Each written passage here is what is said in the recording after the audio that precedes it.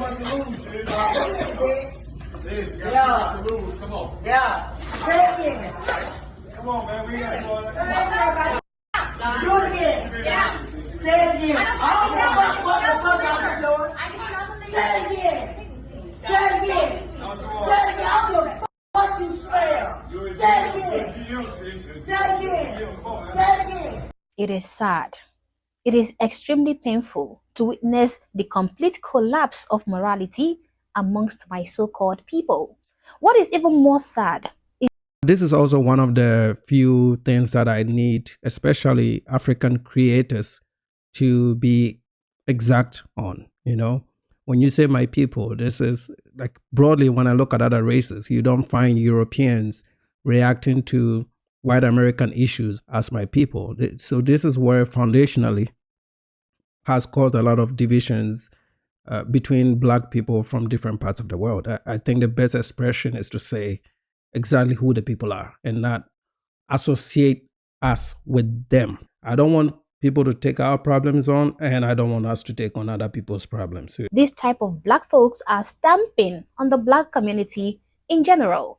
The heavy disgusting stereotype they are creating with these sorts of behaviors. This degenerate section of black individuals think that their deplorable behaviors only rotate within the United States or within the Western nations. They think the outside world, like the outside continent, like Africa and Asia, do not see how they conduct and carry themselves every day in real life and on the internet. They think people in Africa don't see their shenanigans and their embarrassing displays. They even believe that it is only real racist white people who have a problem with their degeneracy. They think it is only racist white individuals who are fatigued by them. But little did they know that their infamous reputation reaches far and wide, and it is even more disgusting to those of us who look like them, those of us who live in Wakanda land. However, guys, the individual we're going to be looking at today have unfortunately learned the hard way. She learned that white folks are not the only people who are fed up with their shenanigans and don't even want them around. They are not the only people who don't want them around, because even their own brothers and sisters who live in Wakanda land don't even want anything to do with them. Now, this particular individual, who I'm sure is a fatigue generator, relocated to Kenya, Wakanda land, not because she wants to enjoy a more nature-oriented environment, not because she loves the weather and wishes to live in a rural environment or in a more rural environment, not because she feels like Africa could be her new residential destination, but because, specifically because, she wants to escape racism in America. She is fed up with living amongst racist white people, plus America is a racist country, so she fled to Kenya. But what she ordered, guys, was entirely different. One of the things too that I always pick out is, if you go to sub-Saharan Africa, most people want to move to the West, right? So if racism is so much of an issue, a lot of us will never consider the West as a destination to improve our lives. If we're moving to the West and racism is such a big problem that will hinder our ability to live a peaceful life in the West, why are tons and tons of people queuing up at US embassies globally to come to one of the best countries in all of the world? This thing doesn't make sense. This is a brainwashing exercise to move conservative Africans, because we are very conservative people, into a mindset of socialism and liberalism and hate. And my existence here sometimes threatens them. I see it, a quote-unquote huge Pan-African creator throw jabs at me in one of his videos simply because he disagrees with my ideology and my way of seeing things. See, a lot of these quote-unquote Pan-Africans believe that when black immigrants move to the United States of America, we pick or we have an ideology based on our contact with white people or Europeans. And that is disrespectful to us and fundamentally wrong. And this is because these people don't know who we are as Africans and Caribbean people. Before I even came into contact with white folks because I lived 18 years of my life in Africa without white people, okay? But I was actually more conservative in everything, including social issues in Africa than I am here. So I didn't get influenced by some right-wing media. I didn't need a white man to tell me that I need to respect laws and live by the rules and pay my taxes and love Jesus or whatever religion, Islam, whatever you believe in, and actually believe that there's a higher power and to do right by your friends, your neighbors, and your community. That is not something a white man taught me. Actually, America liberalized a lot of my positions. I came to graduate school in Illinois, Chicago of all places, Cook County, one of the bluest places in all of America. I was surrounded by liberals, my entire college, grad school education. So people like me should be the prime liberal. I work in almost, I would say, a strongly liberal corporate office in America, right? But I kept my cultures and my traditions and my values. There's no white influence in the things that I believe in. Actually, the things that I believe in are a product of being Ghanaian. And this is why Ghana, for example, in our Ghanaian parliament, the anti-homosexual bill passed with 93% of the vote. 93% of the vote, right? That's Ghana today. In 2026, last month, the Ghanaian parliament passed a bill 93% to criminalize homosexuality. So these Western blacks, right, which is a term I think I came up with, these Western blacks believe that we come over here and all of a sudden we become Republicans. Actually, a lot of us, the Republican Party is too soft for us. It's not conservative enough. So leave us alone. You cannot force us into believing the things that you guys believe in. We're not rebels. We're not here. We've done enough fighting leading up to post-colonization. We are interested in unity, in African unity first on the continent, and to extend friendly relations with every human being regardless of your race. And this is where we are headed. And these Western blacks seem not to like that, right? Because this is why they've seen us as quote unquote coons or all these terms they come up with, which should not have offend anybody. Okay, it should not. I would rather live in a community that is safer, which is mostly Caucasian or Asian, than noted or marked black communities. I would just never get close to them. From what she received, because the Kenyan people, fellow black people like her, gave her an extremely powerful wake-up call. She couldn't even believe it. They loved having white Americans in their village. Now I done replaced them, and they are looking at me like, who, you? You that look like us? You're here to help us, to save us? What happened to the white people? And you bald, you ain't got no hair, and you childless, so you really not a woman. In their culture, and at that time, you're not a full woman if you don't have children. Black fatigue has become a worldwide phenomenon. Even Africans don't want their long-lost brothers and sisters around them in their own environments. Now, I'm going to tell you exactly what is going on here. But first of all, I just want to make it clear that no African ridiculed this woman's short hair. Okay? Yeah. No African did that. Of course, she is not bald. You can see the hair on her head. She is not bald. She just chose to keep her hair really short, which is, a hairstyle that is very common in African nations. Yeah. It is extremely common to see African women wearing their hair. In all of my high school in Ghana, all of my high school, you have to cut your hair. Women, all the girls that I went to high school with, till this very day, they don't allow you to make your hair, even if you do natural hair. Till this very day, you have to cut your hair. That is why school pictures from an African or Ghanaian high school looks like the women tend to look like boys because they have the same haircut as boys, short, cut off, bald even sometimes. This is extremely not true. This is one of those examples like my previous video where I start to call out some of the big lies that these quote unquote Western blacks, when they become immigrants in Africa, they make up nonsense sometimes just to make money on YouTube, but for the most part, to build some relevance. I really don't understand where it comes from. Like, they do some of the worst things to our society and they turn around and make it look like we are the bad people, and we're not. This is why you will never see a Spanish or an English person come to Africa and have issues living in Africa, or would go back and start making, nonsense videos about their time in Africa.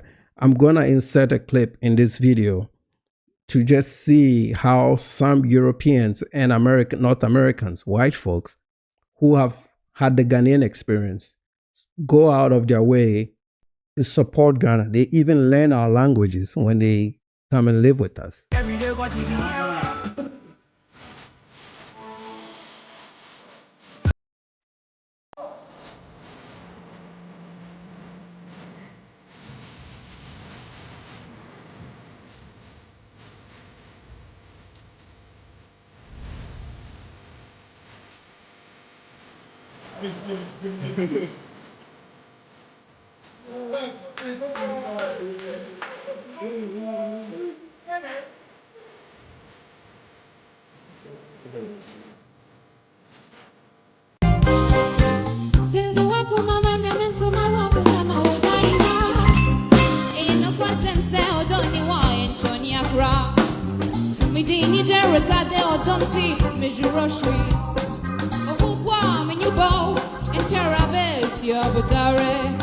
Mama sem ya masem ne fa wako mama me da fa wako mama myo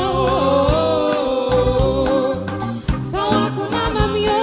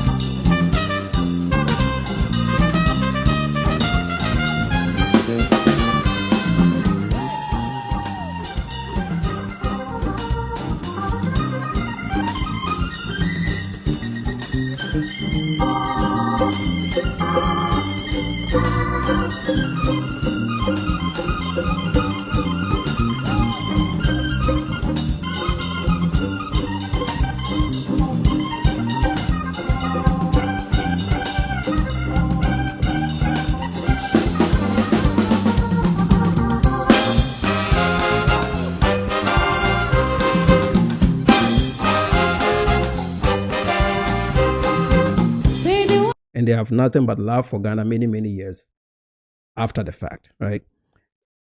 These, I have failed to understand it. I've done so many video reactions to Western blacks coming into Africa, and I still don't understand their goal of coming there. Part of it is ideological differences. These are strong liberals trying to bring liberalism into a very conservative society, and they still don't get the fact that to us, it's taboo.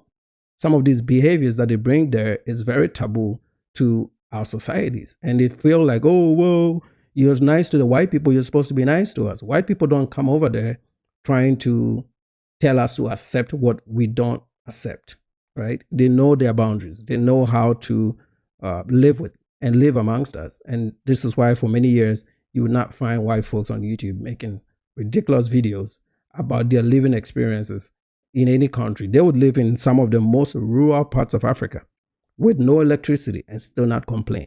So believe me, guys, her short hair did not stand out in Africa at all, let alone in Kenya, because Africans are used to that type of hairstyle. So I'm 99% sure that nobody in Kenya ridiculed her hair choice, at least not in Kenya, not in Africa. Again, it is a huge lie that Africans don't consider you a real woman if you don't have a child. That is around bull crap, okay?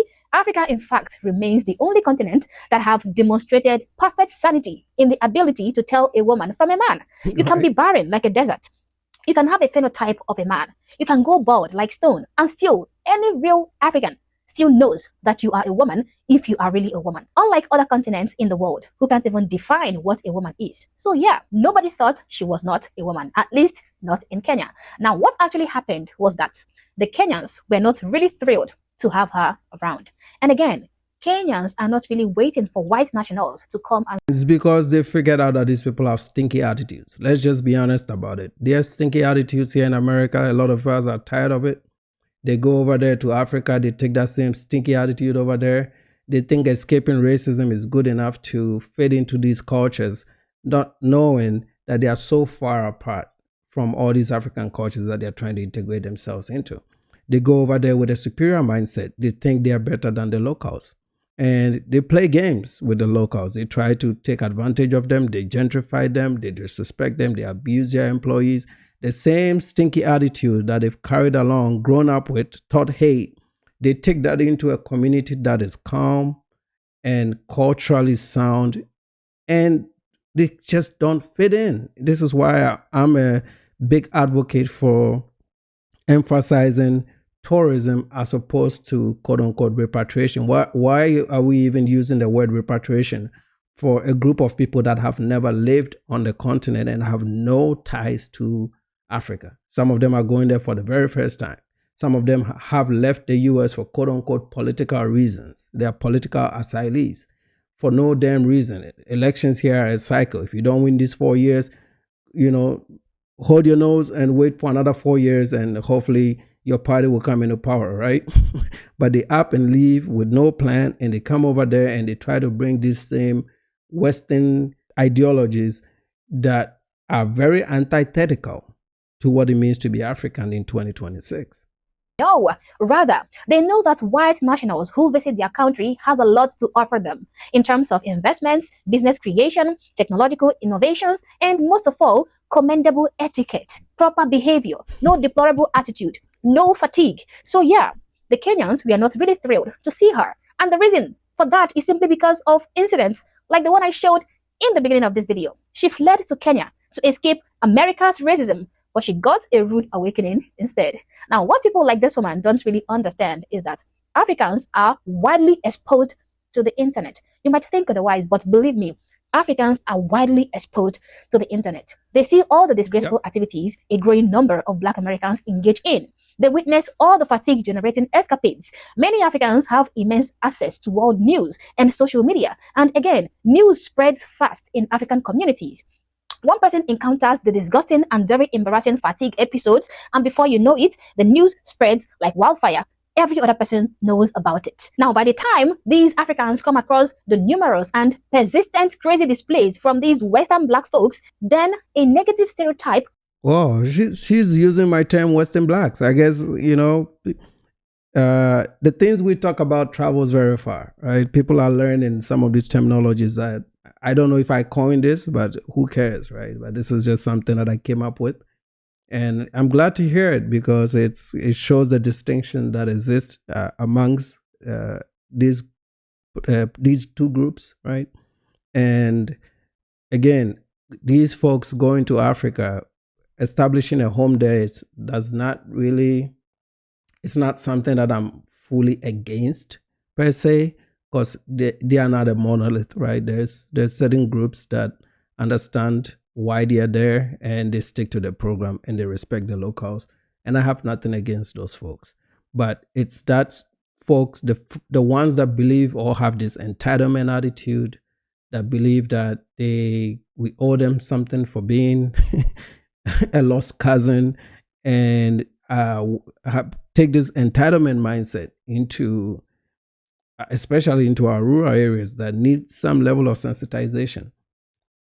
Those are the ones that I typically have an issue with. And when they, in an attempt to make money, come online and spill a bunch of lies, about my people, we don't let that slide, okay? I'm not going to sit here and just let that go. I will make a video about it too, and I'll counter some of these claims. And if they are right, I will let you know that they are right. And this channel has a lot of Africans all across the continent that consume my content. And if I'm lying about something African, they will point it out in the comment section. They will let you know. The Africans start resenting the Western blacks and even start dissociating any resemblance or likeness with them. And then finally, when the Western blacks eventually visit Africa, Africans don't feel very thrilled to have them around because of their fatigue-generating tendencies. Yeah, and they don't send us their best. They send us, and for those that are new to the channel, they send us people like Jay Rello, who is a former convict, served time for, I think, rape or a rape accomplice in Indiana. And Black Americans gave him money to travel to Africa to sleep with a bunch of women and film it.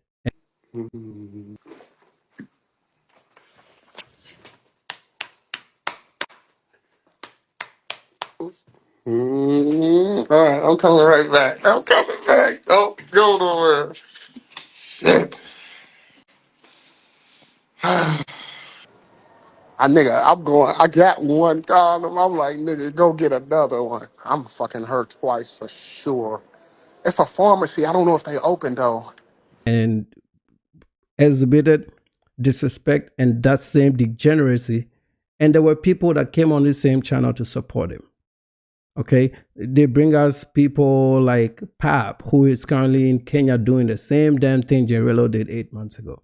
They don't send us their best. They send us people like O'Shea Duke Jackson, which I don't like to talk a lot about lately, but these are the folks they send us. They don't send us their best. Okay, they send us people that scam other Black Americans into the same repatriation cycles. Okay, they don't send us their best. This is not like an elite group of blacks that they're sending into Africa on some ancestral pilgrimage. The guys they are sending us are usually ex-convicts. They have a rap sheet of criminal activity. Same meets, you know, what the word they usually have, the usual suspects. They send us the typical usual suspects or slightly reformed usual suspects. And that's not gonna fly. And I'm glad that now Africans are speaking up, and there's YouTube channels like Mody Speaks. You can subscribe to her, who is actually a bigger platform, almost approaching 200,000 subscribers, speaking on these same issues that we talk about. When you are so privileged, yet you go out of your way to, needlessly commit the most crimes. You are so hateful towards people of other races, or you complain about. They are very hateful. Well, not everybody, but for the most part. I have, again, after 54 countries, I've said this publicly. I have never experienced a culture that is so hateful. I've never seen it. They can cry all they want in these comment sections. I am the arbiter because I'm not from here. I've lived in Colombia, and I'll never say this about Afro-Colombians. And I love Afro-Colombians. You guys know my relationship with Afro-Colombians. So this is not some black hate or self-hate.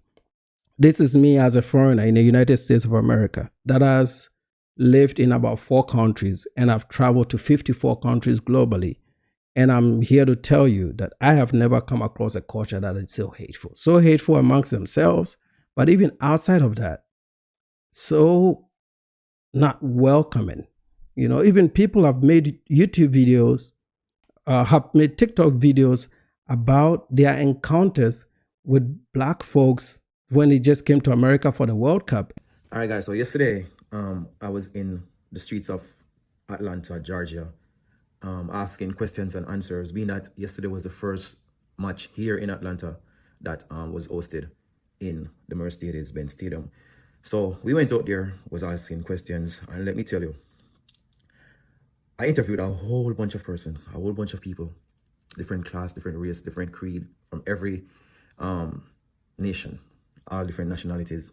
And let me tell you, I got the most no's, I got the most frowned upon, I got the most negative responses from Black American females. Black American females. Why they act as if they're above everybody else on this earth? Like, you can be polite about not wanting to do something. You can. You don't have to be negative and condescending. You don't have to be like, I don't even know the word to use, bro. But I'm telling you, like, when it comes down to the white people, bro, and the Spanish people, the Latin people, yo, they showed us so much support. They stopped and answered our questions. And even when time they can't speak fluent English, or, you know what I mean, they still stop and try to say something. I don't know how it got so bad. I have just, so this whole Carmelo Anthony thing, it's not out of nowhere. I could tell the kid is a criminal, you know, and I'm surprised he got off with 35. That should be a life sentence. Okay. Now that you guys are seeing the videos, you're starting to understand what we've been talking about. This criminal element that exists, that is so has proliferated this culture, comes from the fact that a lot of these folks are hateful people. And I've been saying this for a very long time. They may or may not like it. I don't care. You know, as long as I'm speaking the truth, prove me wrong. Improve your trust scores. Make it to the point where you're not being talked about negatively like this. And there's enough things, even data, to back exactly everything that we talk about.